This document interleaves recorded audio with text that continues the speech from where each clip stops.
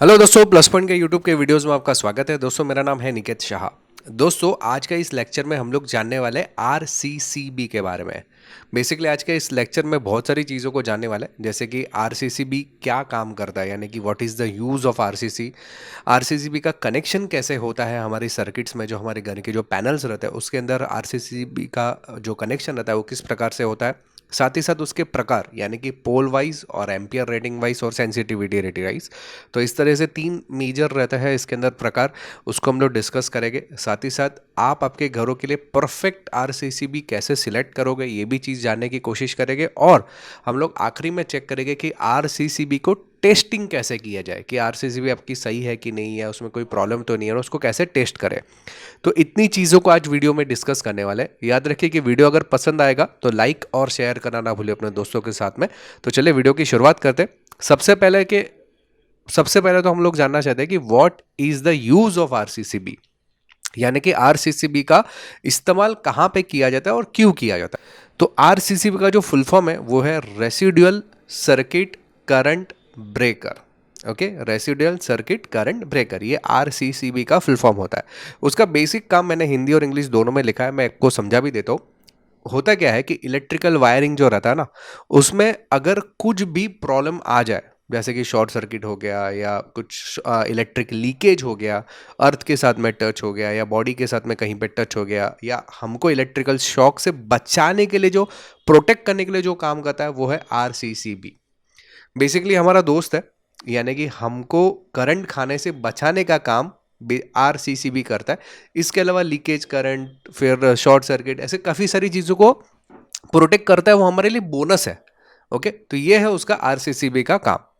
कैसे काम करता है उसको भी थोड़ा सा डिटेल में समझ। तो ये जो इसका जो वर्किंग रहता है ना, ये किक्स ऑफ लॉ के ऊपर काम करता है। ये जो लॉ कैसे काम करता है मालूम है? करंट जितना अंदर जाएगा और बाहर कितना करंट निकलेगा उसके आधार पे ये काम करता है। नहीं समझ में आया? चलिए मैं बताता हूँ डायग्राम के जरिए। मान लो ये आरसीसीबी है, मान लो, ठीक है। अभी ये हमारा एक लोड है, चाहे मोटर रहे या कुछ भी XYZ, कुछ भी लोड है। ओके, अभी मैंने क्या किया, फेज वायर से करंट अंदर जाएगा, तो समझो फेज वायर से करंट अंदर जा रहा है। मान लो कि 10 एम्पियर का करंट जा रहा है, मान लो एग्जाम्पल में बता रहा हूं, मान लो कि 10 एम्पियर का करंट जा रहा है, और बाहर जो निकल रहा है वो कितना आउटपुट में करंट आपको बाहर मिल रहा है, यानी कि the incoming current must be equal to the outgoing current in the circuit. यानी कि करंट के अंदर इनकमिंग और आउटगोइंग में जो सर्किट से बाहर निकलता है वो टेस्टिंग करने का काम आरसीसीबी करता है। उसका वैल्यू चेक करने का काम करता है। अगर उसमें डिफरेंस पाया गया तो ये खुद को प्रोटेक्ट कर लेगा, यानी कि खुद को बंद कर लेगा। ये उसका बेसिक काम हो गया। इसको और थोड़ा डिटेल में समझते हैं। ये आरसीसीबी की पूरी सर्किट है। ओके, इसमें समझाता हूं मैंने जैसे बताया, ये समझो आरसीसीबी है, तो ये लाइन में से करंट अंदर जा रहा है, ये स्विच ऑन है, ये लाइन और न्यूट्रल है, करंट अंदर गया।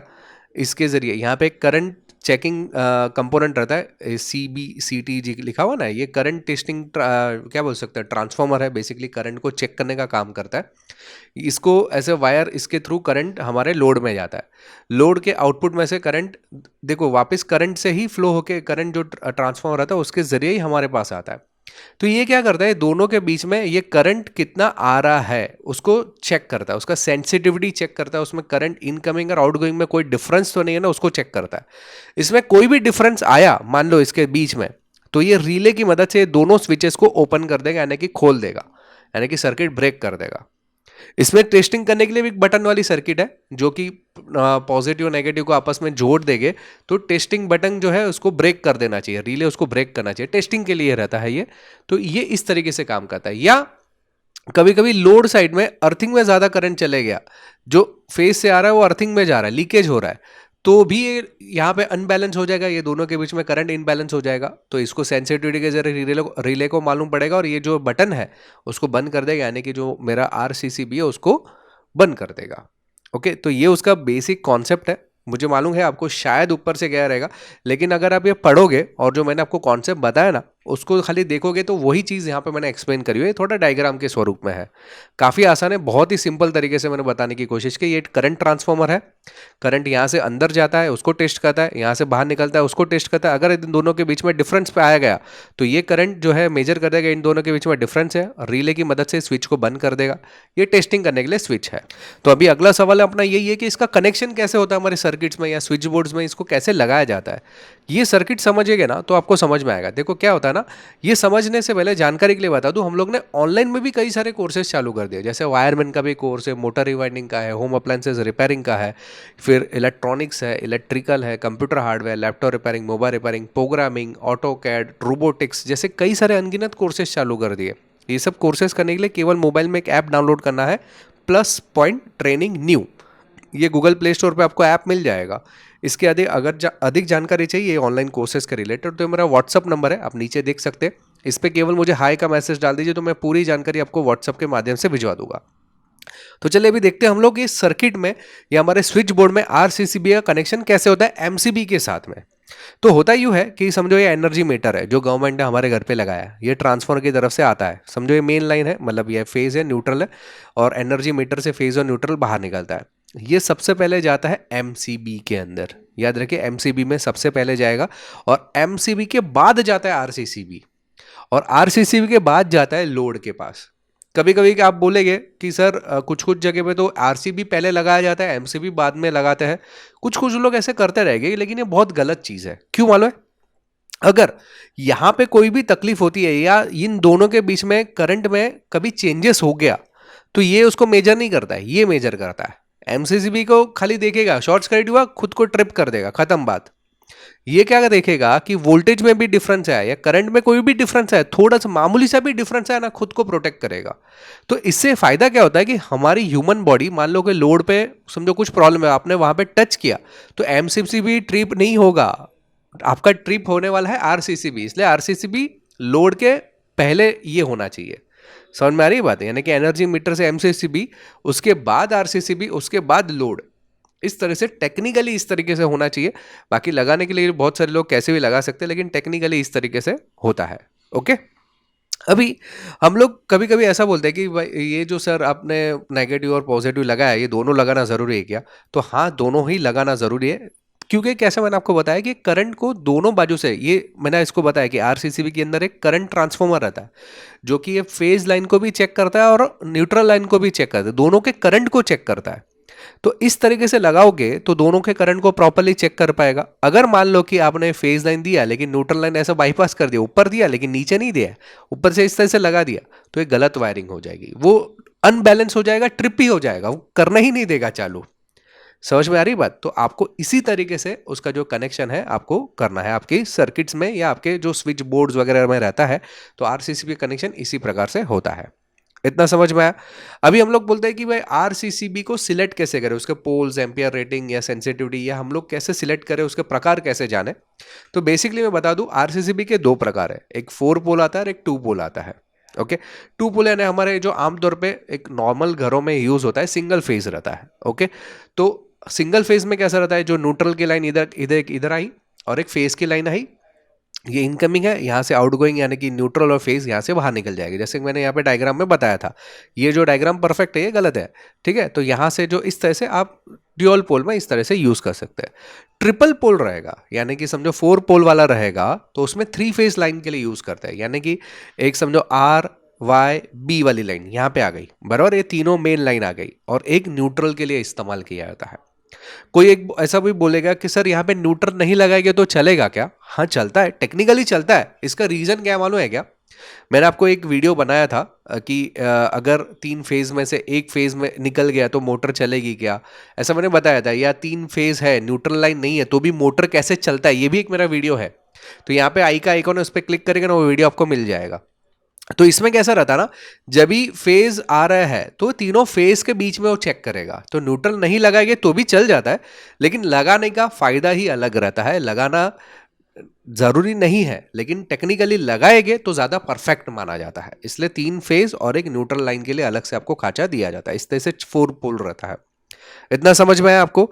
4 पोल और ड्यूअल पोल। ड्यूअल पोल हमारे सिंगल फेज के लिए, 4 पोल हमारे 3 फेज मीटर्स के लिए, जिसमें न्यूट्रल का लाइन अलग से लगेगा। ठीक है, ये इस तरह से देखो यहाँ पे डायग्राम मैंने बताया है।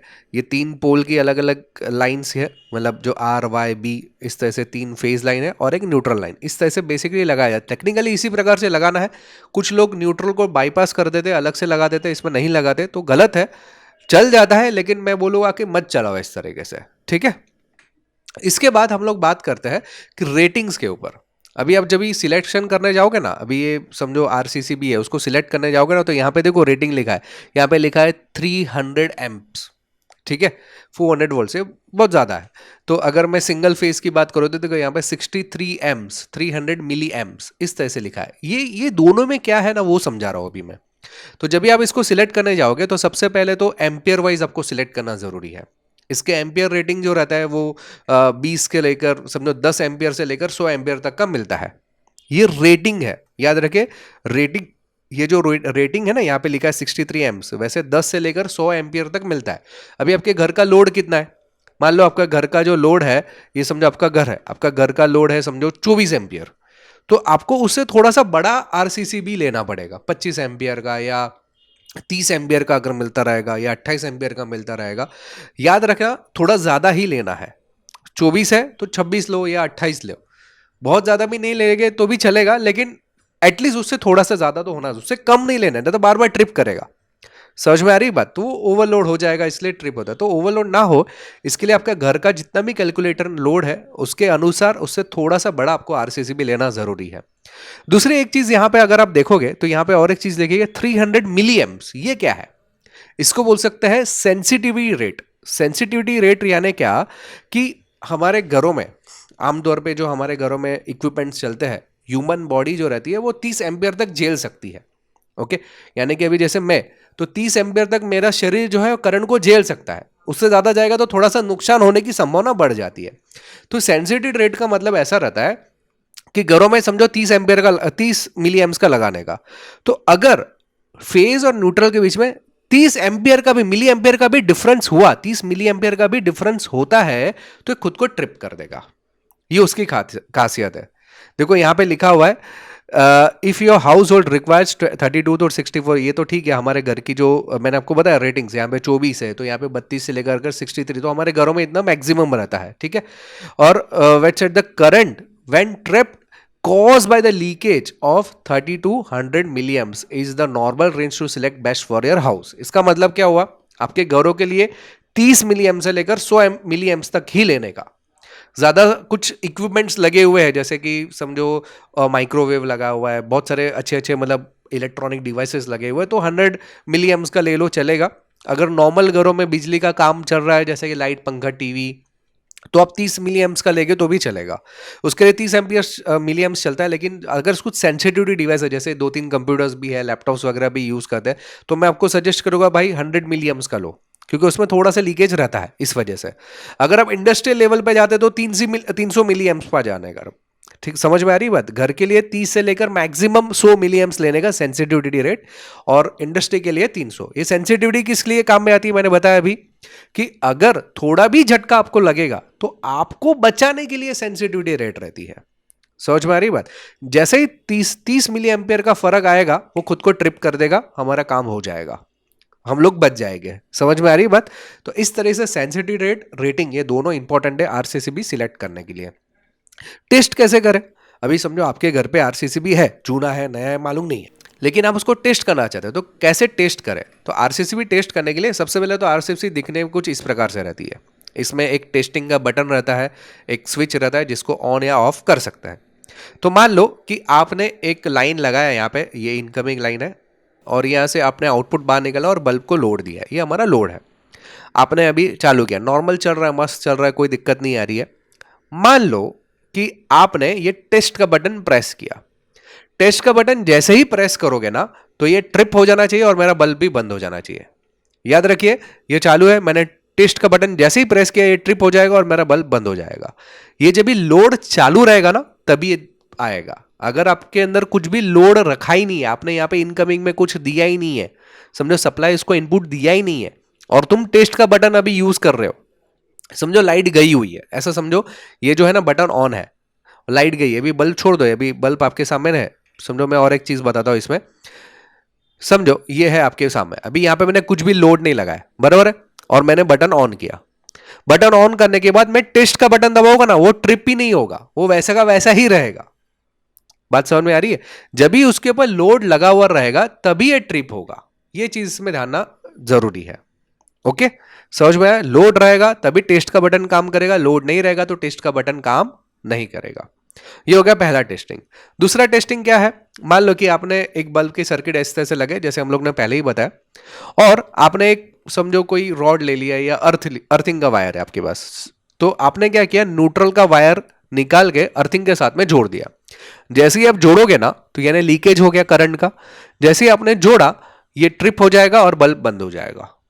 अर्थ के साथ में भी समझो, फेस के साथ में भी करोगे तो भी सेम है। फेस समझो अर्थ है, अर्थ फेस को न्यूट्रल इस अर्थ के साथ में जोड़ दिया, तो जैसे ये जोड़ा वो ट्रिप हो जाएगा और बल्ब बंद हो जाएगा। ये भी एक तरीका है। या बेस्ट और एक मैं चीज बता सकता हूं, अर्थ और न्यूट्रल कहीं पे टच हो गया, शॉर्ट सर्किट हो गई कहीं पे, तो भी ये ट्रिप हो जाएगा अपने आप। और एक चीज हम लोग देखते हैं, मान लो कि आपने गलती से इस वायर को छू लिया, लोड चल रहा था, आपने गलती से ओपन वायर को आपके हाथ से टच कर लिया, तो करंट जो है आपके हाथों से फ्लो होना चालू करेगा। जैसे ही इसकी सेंसिटिविटी रेट जितनी है उतना आ गया ना, 30 मिली एम्पियर तक का इसको डिफरेंस मालूम पड़ गया, तुरंत ही ट्रिप हो जाएगा और बल्ब बंद कर देगा। यानी कि आपकी सेफ्टी पहले है भाई। समझ में आ रही बात?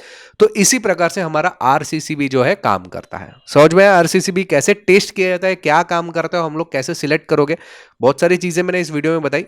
याद रखना कि अगर आपको ऑनलाइन कोर्सेज करने हैं तो ये मेरा व्हाट्सअप नंबर है, इस पर मुझे केवल हाई का मैसेज दे दीजिए, तो मैं आपको पूरी जानकारी ऑनलाइन कोर्सेज का रिलेटेड दे दूंगा। दोस्तों ये वीडियो अगर आपको पसंद आया तो लाइक और शेयर करना ना भूलिए अपने दोस्तों के साथ में। याद रखें कि वीडियो बहुत मेहनत लगती है बनाने के लिए, अगर आप नए हैं चैनल के ऊपर तो सब्सक्राइब जरूर कीजिए, बेल का आइकॉन दबा दीजिए ताकि मेरे जो भी नए वीडियोस आएगा उसको नोटिफिकेशन आपको जल्द से जल्द मिल जाए।